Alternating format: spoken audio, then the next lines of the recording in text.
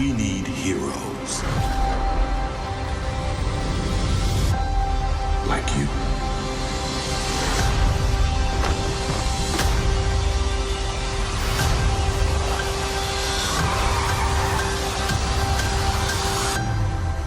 I'm ready.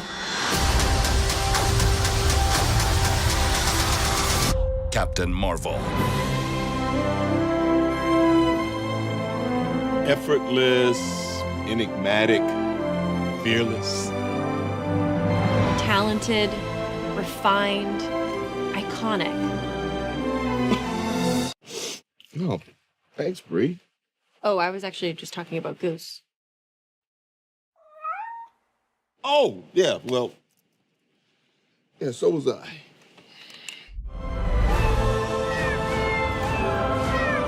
Oh, Goose.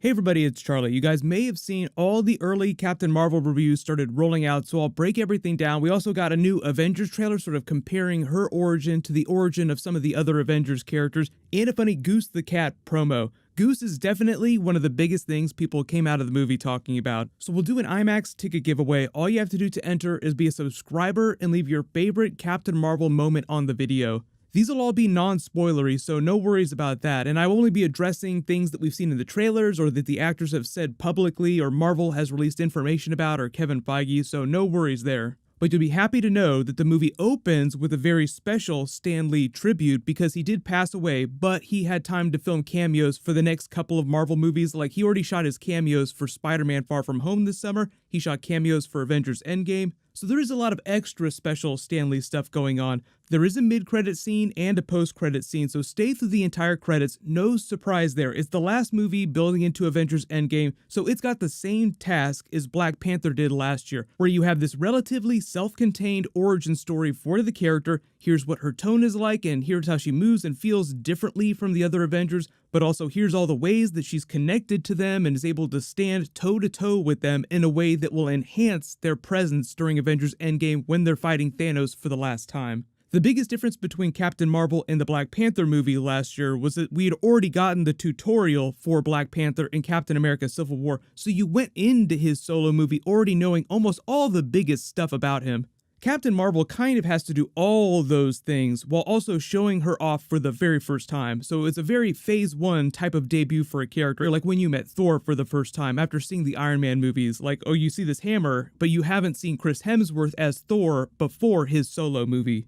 The tone of the film is very classic 90s action film. The directors say they were mostly inspired by RoboCop in Terminator 2. RoboCop not so much because of the tone, because it was like a really weird alternate dystopian future, but more because of the storyline of post-RoboCop Murphy trying to remember his past, the way that Captain Marvel loses her memories after the accident that activates her powers, and she spends the movie putting the pieces back together. The movie moves a little bit more like the Terminator 2 movie, so she's sort of like an amalgam of a Kyle Reese and Schwarzenegger Terminator character. Advanced soldier claiming that she's trying to stop this crazy space war that Nick Fury, person on the ground, totally doesn't believe at first until he sees the proof of the Skrulls with his own eyes. Like Sarah Connor in the first Terminator film, or Miles Dyson in Terminator 2. Pretty much everybody came out of the movie being very surprised about how the film wasn't what they expected based on all the marketing and the trailers so far, which at this point for Marvel movies shouldn't be that big of a surprise. But it's not like the big Avengers movies. There aren't any straight up faked shots or false special effects like fake Hulk in Infinity War trailers or anything like that. It's not like they're removing Infinity Gems out of Captain Marvel's suit or putting fake characters in the background of shots or anything like that. So also in keeping with the idea that the trailers don't really convey the scope of the film in its entirety, the other really big surprise was just how big and cosmic the movie went, like full-blown space-based adventure, Guardians of the Galaxy style, that all the clips don't really give you a sense of. Like obviously you see Hala, the Kree homeworld, a little bit, but none of the footage that they showed us do any of that space-based stuff justice. So if you're a really big fan of the cosmic movies, this goes full cosmic in a way that'll make you really excited for what they might do with future space-based Marvel movies. And because of all the delays with Guardians of the Galaxy 3, I kind of assumed that they were going to lean into the more cosmic aspects of the MCU with Captain Marvel, but you just don't see that in any of the trailers, so it's kind of hard to tell until you go and actually watch the movie itself. The sheer scope of those parts of the movie also help answer a lot of the questions that all the fans have asking about where Captain Marvel's been this whole time. Why has she been gone the last 20 years while the Avengers have been dealing with all these big threats? So without giving away spoilers, it will be immediately evident just because of what's going on in outer space why she hasn't been around. Really happy to report that Captain Marvel and Nick Fury have great buddy cop chemistry. They'll be fun in present day if they get some scenes together during Avengers Endgame. Obviously, you have to do a couple things before that can happen because Nick Fury is currently a pile of ashes right now, so you have to bring him back. But it would be weird based on the way they set up their story arc in the pager post-credit scene during Infinity War if they don't have another short scene at the end of Avengers Endgame paying that off. Goose the Cat and Ben Mendelsohn's Talos Skrull character steal the show. Not surprised at all about Goose the Cat. Like they have that funny clip of Goose the Cat at the beginning of this, the real star of the movie. Oh, I was talking about Goose the Cat. If you've seen any of the fan art the last month, you kind of get a sense for how hyped up people are about that cat. So don't be surprised if they try to bend over backwards at some point and find a way to justify how that cat is still around 20 years later in present day so that they can put in the Captain Marvel sequel. The directors actually said that early on when they were still working on the script, going back and forth with the studio about notes, they only had a little bit of Cat in the movie. And one of Kevin Feige's early really big notes was, I'm going to need 100% more of that cat. Like that was literally what he said. So there's way more of the cat in the movie that the trailers let on. Like there's obviously a couple of shots from the movie in that cat promo where you see it crawling around that dropship. So if you read the comics, it's not a spoiler to say that the cat is not just a simple Earth cat. You can get some of the funny WTF moments that they use it for, like holy crap surprise, but also really funny stuff too. I was a little surprised by how much people love Talos the Skrull, but Ben Mendelsohn is a great actor. Most of you know him from Star Wars Rogue One. I don't think that his character during Ready Player One was quite as good as his Rogue One character, but he did a fantastic job with the material. Most of you already sense the potential of Skrulls within the MCU, so you can kind of see the beauty of the way his character works during the film and how much fun Ben Mendelsohn has playing a character like that. The best thing I could tell you to prepare for how much fun that character is during the movie is to reread Marvel's Secret Invasion comic book. One of the best things about that comic series is the nuance of how the Skrulls are written, impersonating the other big Avengers characters. In the comedy and the suspense of seeing those really big characters that you love act a little bit weird and not totally knowing whether or not it's really them or if it's a Skrull impersonating them.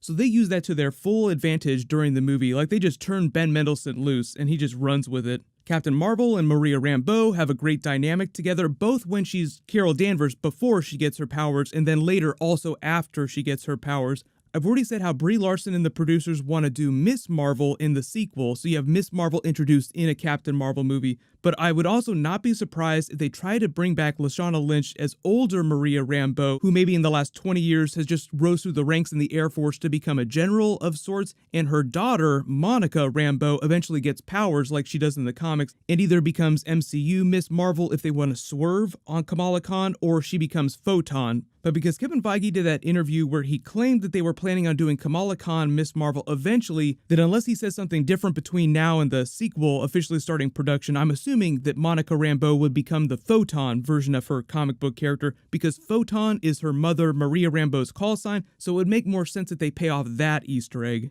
There are a couple of the usual criticisms of Marvel movies. Some of the 90s song choices felt a little obvious and on the nose. There were a few moments in the film that just felt a little out of place pacing-wise with the rest of the film. So really no different from, say, like Thor Ragnarok or Black Panther. Like pretty much all the Marvel movies have a lot of the same criticisms. I don't expect the Captain Marvel movie to quite get the same cultural appreciation that the Black Panther movie got, because it was sort of like this alternative history for an entire race of people that felt very real for them, very obtainable, this very aspirational look at a place that felt very real. Whereas Captain Marvel is largely trading on 90s nostalgia, and even though, like I said, all the cosmic stuff in the movie is really, really cool, that feels very familiar to, say, like what you've seen in Thor Ragnarok and the Guardians of the Galaxy films, so it's not quite as relatable as the Wakanda of it all. So early prediction, Captain Marvel movie does around Thor Ragnarok and Wonder Woman box office numbers, say like around $800+ million, but I don't think it's going to approach $1 billion or more, say like the Black Panther movie, just because the response to that movie was so over the top. The real lesson I think about Captain Marvel is not to prematurely review a movie just based on the marketing in the trailers. Almost all Hollywood movies now, especially Marvel movies, wind up being wildly different than the movie that they sell you with all the trailers. So at the end of the day, it's a lot of fun. It provides a lot of connective tissue between Avengers Infinity War and sort of recontextualizes the history of the MCU during that period in the 90s, which we have not got before. Period films are actually really fun, so I am looking forward to the Eternals movie, which is like the most period movie you could possibly make because it's set eons ago within the MCU, the ancient history of the MCU. I know a lot of you are asking what's going on with Coulson during the movie. They definitely have a lot of fun with Clark Gregg, so it is funny seeing him back after being gone for so long. They've gotten so good with their de-aging technology that by the end of the film, you will completely forget that Samuel L. Jackson is probably the same age as your grandpa.